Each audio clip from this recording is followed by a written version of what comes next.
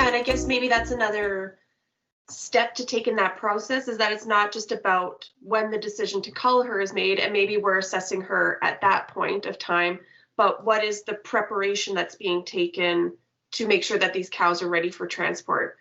So do you find that producers are doing that? Like, is there that step where I've decided to cull her and that may take, X amount of days until she actually leaves? Are they taking time to prepare her right before she leaves in terms of, dry off or treating injuries or lameness? So is that being done on farm? And then is there a difference between the voluntary culling, like the low production, or the involuntary where it's a health issue and she's got to go?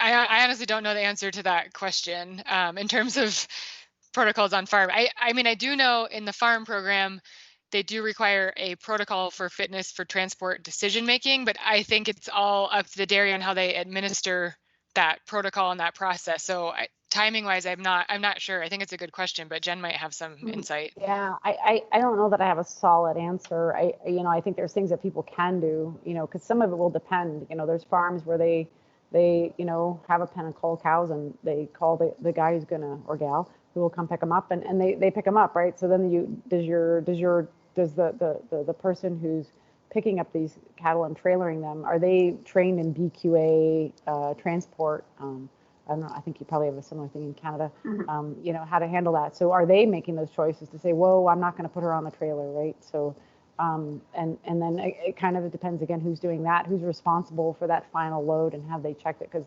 the reality is, once we've decided that they're going to be culled, if it's a like you said, an involuntary cull, so for health reasons, the reality is there's not a whole lot we can do. Because once you do anything, if you're giving them pain relief, if you're giving them, I can't give them antibiotics. Most of those things then put a meat withhold on them that makes them, by definition, not fit for slaughter. So you're kind of in this kind of just this corner, and so, which again is why I go back to better decisions sooner, because from a dairy cow perspective, the reality is, whether it's a lame cow, Dr. Nigel Cook has brought out some good stuff. Like, once they're lame, they're kind of a chronic problem. So we need to focus on preventing lameness, right? So, and we spend a lot of time working on some of these problems where that cow's really not going to come back great in production, likely, or she's not going to be that cow, right? And so trying to decide where that investment is made. I think part of it is just the nature of most dairy farmers being an eternal optimist. That there's always room for hope that she'll come back and bounce back, and the reality is maybe bounce back, but probably not in a way that sustains. And so it is just kind of really looking at the problems that we see and understanding that now's probably a better time than later. So, I haven't seen. I've seen a few farms that have that really defined process where somebody's checking those cows again before they go. But so much depends on who's responsible for what. And I think again the BQA training for the drivers is awesome, because they should be willing to say, they're responsible too, right? You talked about responsibility along the chain.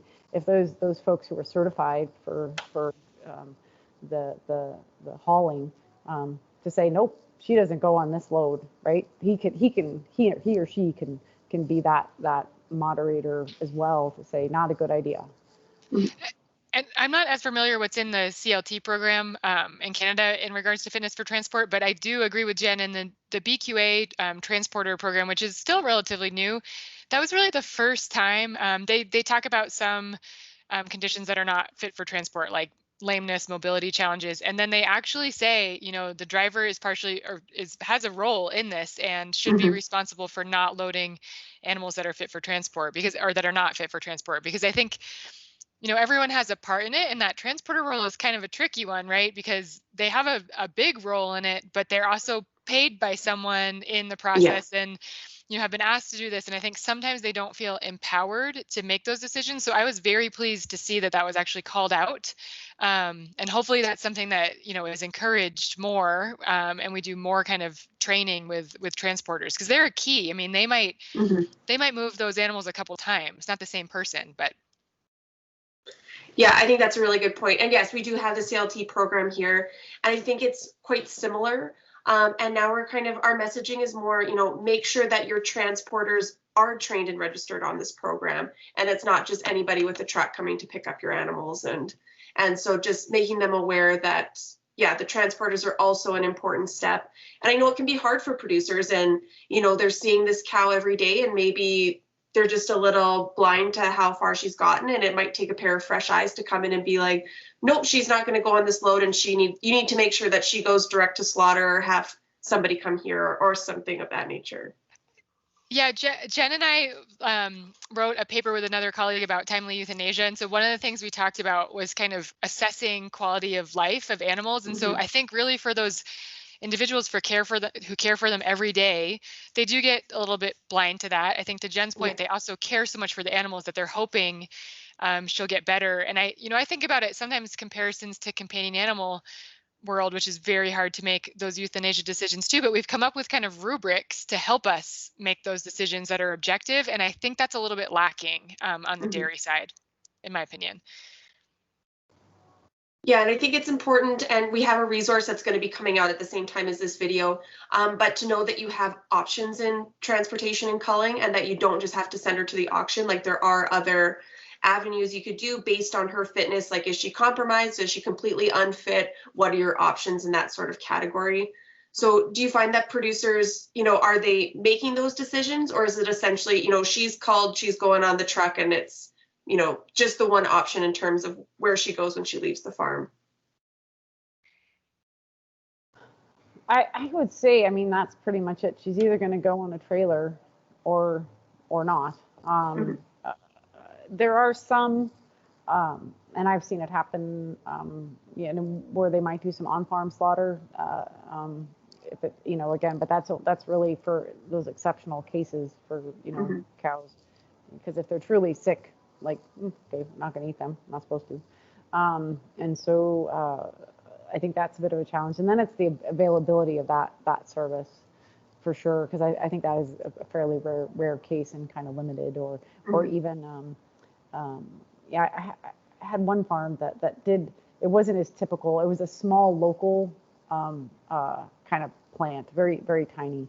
And he would use that for that, cows that he really didn't want to put through a sale barn, or didn't think really should be hauled that long.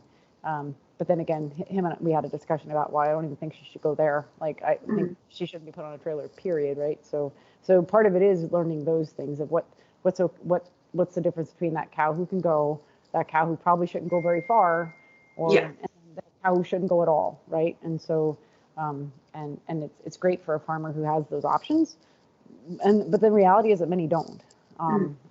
There's just really not a lot of options for them in the area. So I guess getting a little bit more now into that idea of kind of the shared responsibility down the entire line. So starting first off, like, what role do the vets play, and how are they helping producers make these decisions? That's all you, Lily. Oh yeah, I'm not a vet, so. I think as a profession, we need to do better, because I would say historically we haven't played a big role. We're there for vet check, we look at records, we do all this other thing. Yeah, again, decide those sort of things, but really not necessarily involved in it. So it takes a deliberate effort from the veterinarian to do that. And so I think there's a huge role for us. I talk about the need for every farm to have what I refer to as the chief animal welfare officer, and it makes sense that it should be the vet, right? And there should be a chief animal welfare officer sort of on staff as well. But to make sure that when you're there for a herd check or any visit, to walk the hospital pen, walk those critical areas and take a look, and see how they're doing. make that part of the conversation. And it's a great opportunity for training and reviewing the decisions. You know, I think there are some farms who manage to get data back from the plants that they send cows to. So getting that information would be great. And I think you know, Lily talked about the other paper we wrote together on the timeliness of euthanasia. You know, going to look at cows and see how many cows actually died versus were euthanized. And you know, I always said that, you know, death is not a welfare issue, dying is, and animals just should not be dying on farms by and large. And so there's a whole lot of opportunity for us to, again, to that barn blindness Lily mentioned, for us to come in and look and sort of be that reality check, particularly for farms who have somebody focused on the care of the compromised cow or the hospital pen. Like she said, they want to fix it. And sometimes they get so hung up on the fix that they actually need permission, what I will call permission to fail, right? That this cow doesn't represent a failure of you, but we need to know when to say when. And I think we need to and Lily, again, you mentioned this at the beginning of the work that you do, this connection, this interplay between the work we do and then behavior and what drives that, and understanding their own well-being of the people we're asking to make these decisions. These aren't fun decisions to make. Nobody likes killing anything. Nobody, and quite frankly, nobody likes selling their cows. And so how do we as a profession help them do that? I think we haven't done our job in that respect, and can do much better in taking a more active role on the farm and being part of that discussion. I'll add, there's been a couple studies recently, both on dairy and also on swine operations, looking at specifically at euthanasia training with both veterinarians and caretakers. And the common message is that caretakers have been trained, but they'd like more training, and that veterinarians themselves maybe would like more training, but also really want to participate in training on farm. And so to me, that's like a no-brainer opportunity for, you know, having that be a way for those groups to come together and learn from each other, and kind of share that decision making, and be able to give clear expectations. So I think, to me, I think that's a area of opportunity, kind of like what Jen mentioned. So. Yeah, and I will say on the Canadian side, so we do have our ProAction program. So kind of our set of standards that our dairy farmers are following. And part of that is animal care. And we do have, you know, we want you to have a relationship with your vet. And we have a specific, you know, questions related to transport and assessing animals for transport. And right now, you know, what we have the ability to do is say you need to have these standard operating procedures to make sure everybody knows what they're doing. But yeah, that's a whole other thing to make sure they're actually doing it. And so just recognizing the importance of that relationship with their vet, and also the importance of having this plan in place for your cull cows. And I think, to the point we kind of talked about at the beginning, telling the people why it's important, because I think, like, we're even understanding why it's important to the dairy cow to take that trip. I didn't know that at some point in my life. And so I think some people don't. And so really explaining, you know, fitness for transport is important because X, Y, Z. And I think that gives people a reason to then really, you know, understand and follow. Yes. So moving down the line a little bit more. So we talked a little bit about the transporters already, but what role do you think the transporters and the auction staff play in minimizing the compromised or unfit animals, or, you know, what role do they play in assessing the fitness for animals and ensuring their welfare isn't compromised? I mean, I think they play the same role as the people loading the animals and making those decisions at the dairy. They're making another decision point of continuing to send that animal through the process. So to me, we should assess fitness for transport probably at multiple times throughout the process and be able to make some of those hard decisions. I think where some of the trickiness comes in is, you know, the ownership of the animal at the time, the fear of losing customers if you turn them down, or they'll just go somewhere else, or euthanizing, an animal that's been purchased. So I think there's a lot of complexity in that, but I think that's part of the problem too, is that we don't have enough, or we feel like we don't have enough power to say, no, that animal needs to be euthanized. She cannot continue through the process. I don't know, Jen, if you have other thoughts.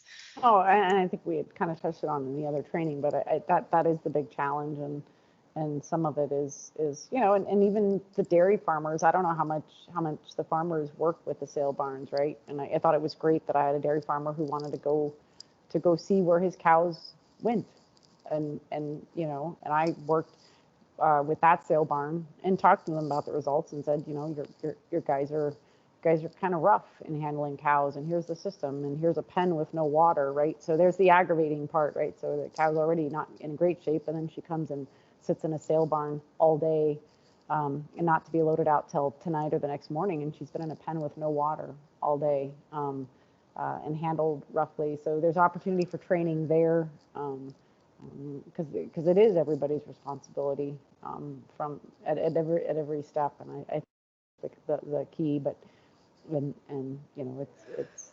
I've seen lots of sales barns where it's manned by a bunch of good people who this is what they do for fun sometimes. Like, this is their Friday afternoon, or it may not be their full-time job.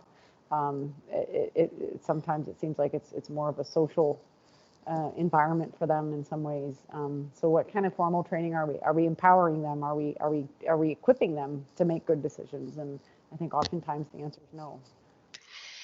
And some of the organizations in the U.S. for the livestock markets do require, or they have like guidelines for animal welfare and handling. And so they do have some language about training for managing disabled and down animals, and how potentially having policies around that. But I think it's extremely variable, just like it is on dairies and plants. It's very variable on what those are and how they're implemented and how effective they are. So I think, like we've talked about with other examples, there's some that probably do an awesome job, and then there's some that probably have some opportunity in making like more clear expectations and guidelines. Mm-hmm. And then I guess going to the last step is, what roles do the processors play? So you mentioned that you were both sitting on a welfare committee for McDonald's, which I think is really interesting. So what role does the processor play, and what ability do they have to enforce these changes that need to be made, like they've done in some other livestock industries?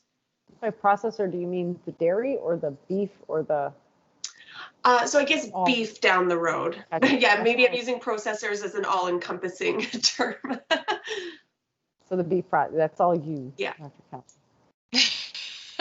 So I think, depending on how the animals go through the system will dictate a little bit how they're purchased. But for a lot of the animals, if they're going through a sale barn, it's the processor that's purchasing that animal. So they're at the point of sale making a decision on that animal, and if they think that she will make it through the process. So I think some easy decisions, others it's a gamble. And to me, the ones that we're gambling on likely are not going to be good gambles, just based on kind of what we know. And so I think they have power too to say no at that step. And their power is their purchase power.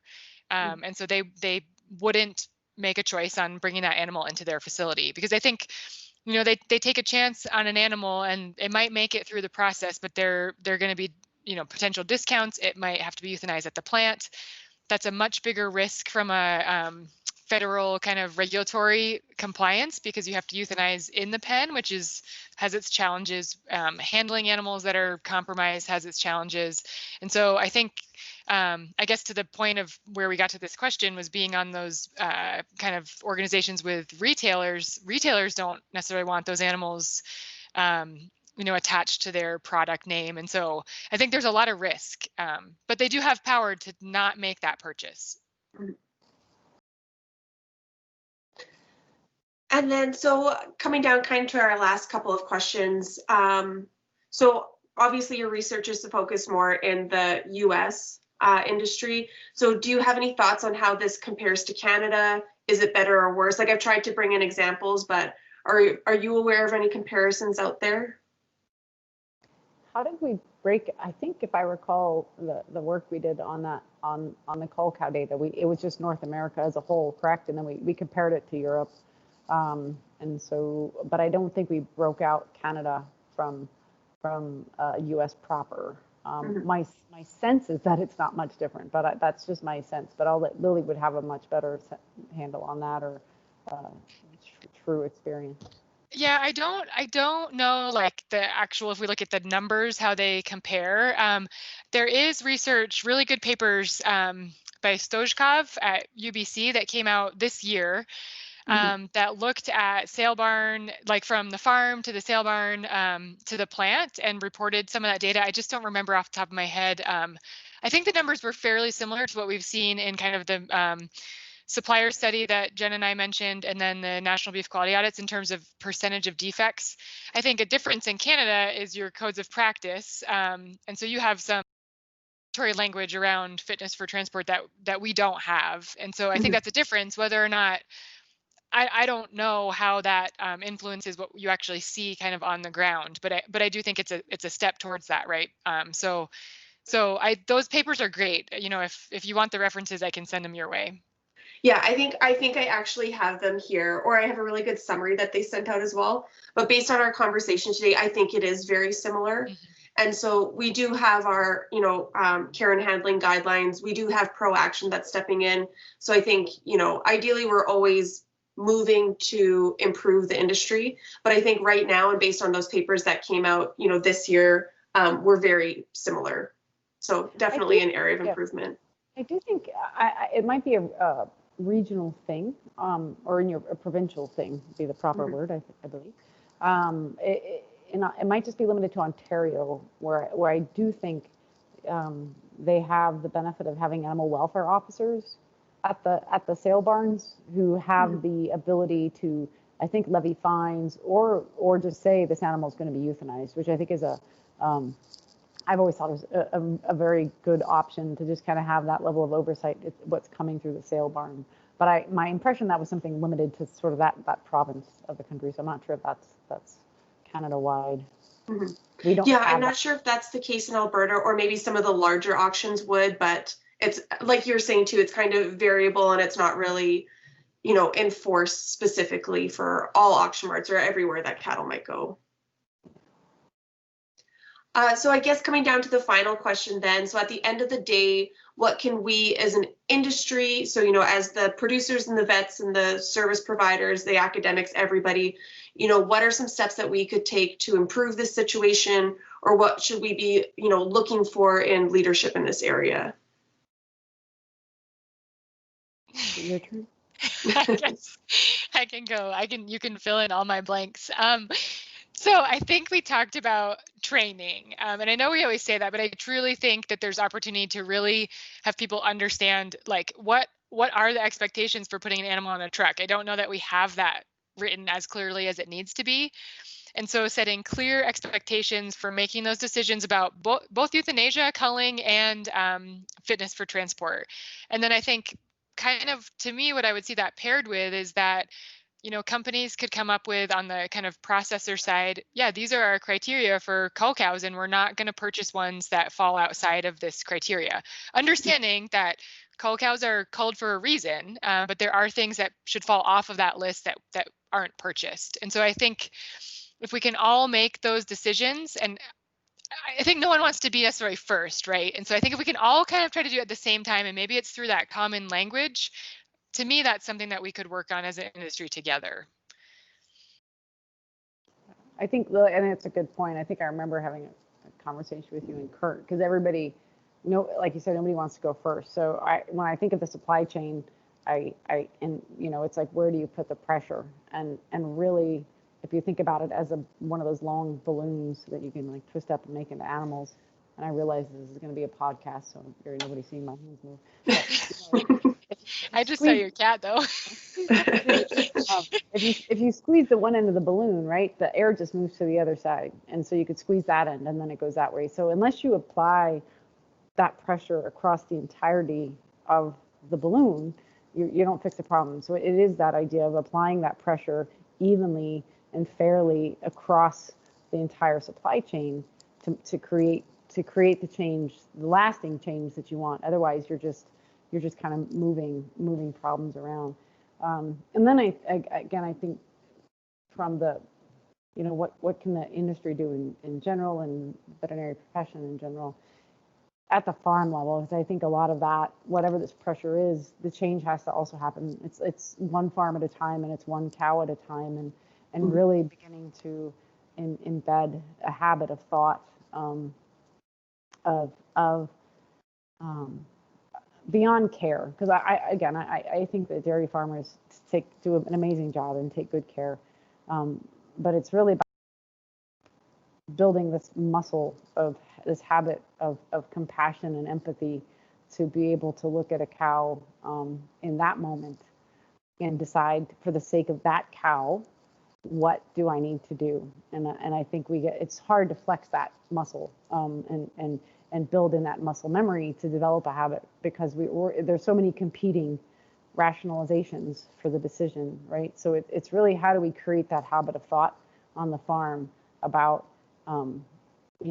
in this moment, she matters, and I'm going to make the right decision. And part of that is also making sure, going back to Lily's earlier mention of the workers on the farm, is making sure that those workers that were dealing with that also understand that they matter, right? So I can't expect anybody to take good care of my cows if I'm not taking good care of them and understanding all of the pressures and things that they're under. So it's finding that balance, and then it's just a habit of thought of thinking through that process in a way, and it just takes practice, and it takes someone to walk them through it repeatedly. So then all of a sudden they start thinking through the same things. It's like, teaching somebody how to drive. When we're driving, we don't think about, well, now I take my foot off the gas, and now I apply my brake to the pedal, and now I do this. We just do it, because it's just a muscle memory, and I actually think this can become muscle memory, as we just know how to do it because it's what we do. But it's going to take a lot of practice and on our side, and someone to drive that on the farm. Thank you very much, because I think those are all really great points. And so, you know what, a lot of responsibility does fall on the producer to make the right choices for their cows, as they're the ones who ultimately choose when she leaves the farm. But it's not just about them, and most of our producers are doing a great job, and most of the cattle are leaving the farm in good condition. But it's also being realistic in that, they may be in the system for several days, and everybody along that journey as well also has a responsibility for the cow's welfare too. Yep. Well, thank you so much for your time and for joining me today. I think that was a really great conversation.